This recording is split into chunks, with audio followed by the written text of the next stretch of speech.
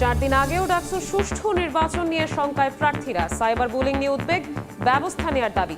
জড়িতদের প্রার্থিতা বাতিল ও মামলার হুমকি কমিশনের।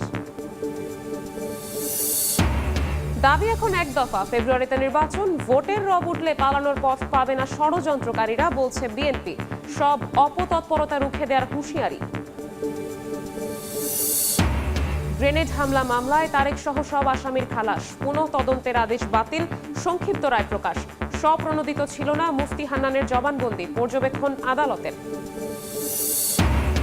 এবং মানবতা বিরোধী অপরাধে অভিযুক্তরা অংশ নিতে পারবেন না নির্বাচনে, উপদেষ্টা পরিষদের সিদ্ধান্ত।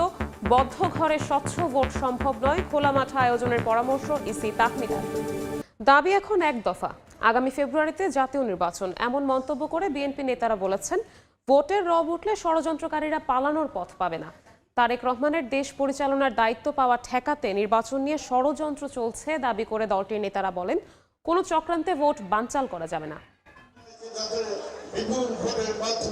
চলমান রাজনৈতিক অস্থিরতা ও আইন শৃঙ্খলা পরিস্থিতি নিয়ে উদ্বিগ্ন বিভিন্ন রাজনৈতিক দল। এই পরিস্থিতি থেকে উত্তরণের একমাত্র পথ হিসেবে দ্রুত নির্বাচনের দাবি জানিয়ে আসছে বিএনপি সহ অন্যান্যরা। বিএনপির ৪৭তম প্রতিষ্ঠাবার্ষিকী উপলক্ষে বিকেলে কেরানীগঞ্জ দক্ষিণ উপজেলার আলোচনায় যোগ দেন দলের স্থায়ী কমিটির সদস্য গয়েশ্বরচন্দ্র রায়। বলেন, পুরো দেশে নির্বাচনের রব উঠলে ষড়যন্ত্রকারীরা পালানোর পথ খুঁজে বেড়াবে। নির্বাচনের স্লোগানের মধ্য দিয়ে জাতিকে ঐক্যবদ্ধ করেন।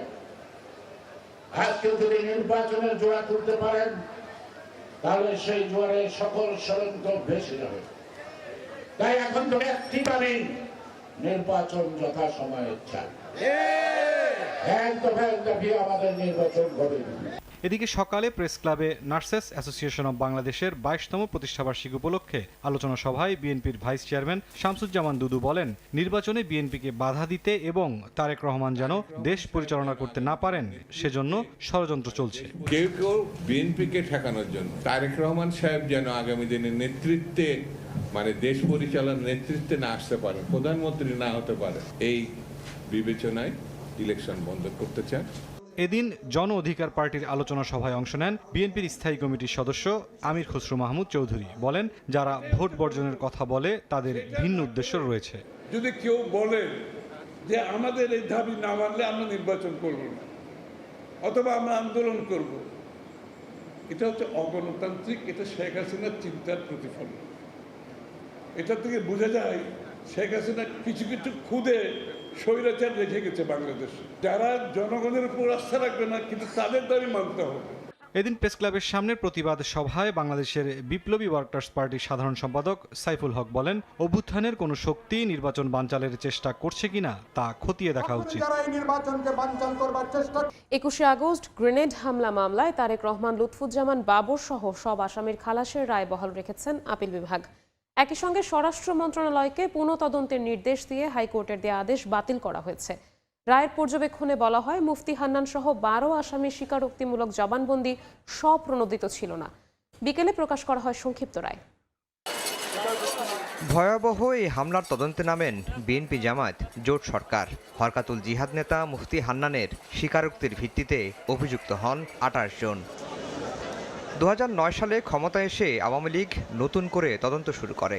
টানা 410 দিন টিএফআই সেলে নিয়ে পুনরায় স্বীকারোক্তি আদায় করা হয় মুফতি হান্নানের। সম্পূরক চার্জশিটে যুক্ত করা হয় তারেক রহমান, লুৎফুজ্জামান বাবর, আলী আহসান, মোহাম্মদ মুজাহিদ সহ আরও অনেককে। আলোচিত এই মামলায় 2018 সালে বিচারিক আদালত ফাঁসির দণ্ড দেন বাবর সহ 19 জনকে। যাবজ্জীবন হয় তারেক রহমান সহ আরও 19 জনের। কিন্তু 2024 সালের 1 ডিসেম্বর ওই রায় বাতিল করে দেন হাইকোর্ট।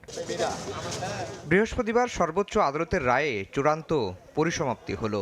মুক্তি মিলেছে তারেক রহমান, লুৎফুজ্জামান বাবর সহ সবার। জনাব তারেক রহমান সাহেব সহ অন্যান্য যারা আছেন তারা এই মামলা থেকে বেকসুর খালাস এবং এই মামলায় আর কোনো সাজা কারো নাই। জনাব তারেক রহমান সাহেবকে অন্যায়ভাবে এই মামলায় অন্তর্ভুক্ত করেছিলেন। আজকে সর্বোচ্চ আদালতের মাধ্যমে প্রমাণিত হয়েছে জনাব তারেক রহমান সাহেব নির্দোষ এবং তিনি খালাস পেয়েছেন। বাবরের আইনজীবীর দাবি, নির্যাতন করে আদায় করা হয়েছিল মুফতি হান্নানের দ্বিতীয় জবানবন্দি। মুফতি হান্নানের যে কনফেশন রেকর্ড করা হয়েছে, সেকেন্ড কনফেশন, এইটা তখন ছিলেন তিনি কন্ডেম সেলে। কন্ডেম সেল থেকে এনে তার কনফেশন রেকর্ড করা হয়েছে। 2 দশক জুড়ে দেশের রাজনৈতিক ইতিহাসে সবচেয়ে আলোচিত এই মামলার বিচারিক যাত্রার অবসান ঘটল। তবে রায়ের ব্যাখ্যা, যুক্তি আর রাজনৈতিক অভিঘাত নিয়ে বিতর্ক চলবে বহুকাল। মানবতা বিরোধী অপরাধে অভিযুক্ত হলে কেউ সরকারি পদে থাকতে পারবেন না এবং অংশ নিতে পারবেন না নির্বাচনে, এমন সিদ্ধান্ত নিয়েছে উপদেষ্টা পরিষদ। যমুনায় বৈঠক শেষে ফরেন সার্ভিস একাডেমিতে সংবাদ সম্মেলনে কথা জানান প্রেস সচিব শফিকুল আলম। ব্যক্তির বিরুদ্ধে উক্ত আইনের মানে আইসিটি লয়ের সেকশন 9(1) অধীনে আনুষ্ঠানিক অভিযোগপত্র ফর্মাল চার্জ দাখিল হলে তিনি সংসদ সদস্য হিসেবে নির্বাচিত হওয়া বা বহাল থাকার অযোগ্য হবেন। বদ্ধ ঘরে স্বচ্ছ ভোট সম্ভব নয় বললেন নির্বাচন কমিশনার তাহমিদ আহমেদ। এজন্য খোলা মাঠে ভোট করার পরামর্শ দিলেন তিনি। গণমাধ্যম নীতিমালা নিয়ে সাংবাদিকদের সঙ্গে মতবিনিময় সভায় একথা বলেন ইসি তাহমিদা। ট্রান্সপারেন্ট নির্বাচন যদি চান তাহলে ওপেন স্পেসে নির্বাচন করার মতো মানসিকতা তৈরি করেন, মতামত তৈরি করেন, ওপেন স্পেসে নির্বাচন, সেটাই হবে ট্রান্সপারেন্ট। কিন্তু ওই কি বলে বদ্ধ ঘরে কোনোদিনও ট্রান্সপারেন্ট করতে পারবেন না। আর এত সাংবাদিককে একসাথে অ্যাকোমোডেট করাও যাবে না, আপনাদের মনও আমরা তুষ্ট করতে পারবো না।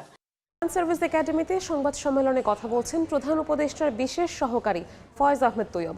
সরাসরি চলে যাচ্ছে সেখানে। এবং একই সাথে এসএমই যারা আছে, যারা কো-লোকেশন ফ্যাসিলিটি নিয়ে 8-10 বন্ধুবান্ধব বা ছোটো ছোটো উদ্যোক্তা এক জায়গায় কাজ করে, তারা এই ধরনের একটা ডিশ নিয়ে তারা নিজেদের মধ্যে ইন্টারনেটটা শেয়ার করতে পারে। এবং এই ধরনের ঘটনা অলরেডি আমরা গণমাধ্যমেও দেখেছি যে এই ধরনের যে উদ্যোক্তা বান্ধব যে এই ডিপ্লয়মেন্ট এটা হয়েছে।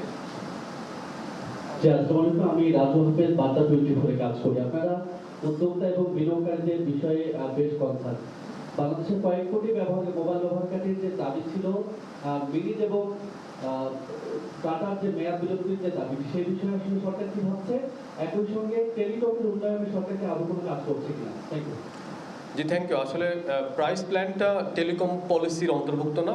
Price plan BTRC regularly revisit করে। আমরা যতটা জানি বিটিআরসি এই মুহূর্তে নতুন প্রাইস প্ল্যান নিয়ে কাজ করছে এবং সেটা দ্রুতই চলে আসবে। আর টেলিটকের বিষয়ে নিশ্চয়ই আমাদের সুনির্দিষ্ট প্ল্যান আছে। আমরা টেলিটকের নেটওয়ার্ক সম্প্রসারণে যাচ্ছি। ধন্যবাদ। আসসালামু আলাইকুম, আমার নাম মোস্তফা মল্লিক, আমি চ্যানেলে আছি।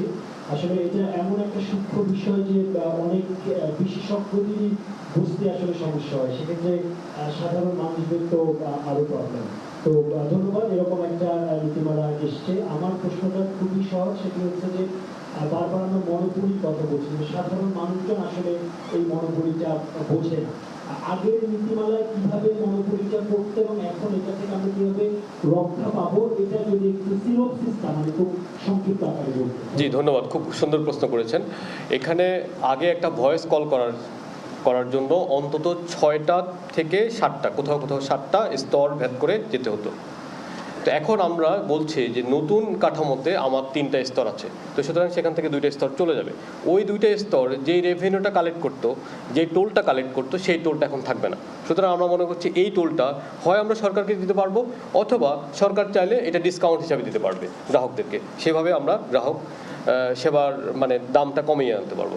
আরেকটা হচ্ছে, যেহেতু আগে 6টা স্তর থাকতো বা 7টা স্তর থাকতো ভয়েস এবং ডেটা উভয় কলে, তাহলে ওখানকার যে ব্যবসায়ীরা এখন অনেক বড় একটা পরিসরে ব্যবসা করতে পারবে। যেমন ফাইবার টাওয়ার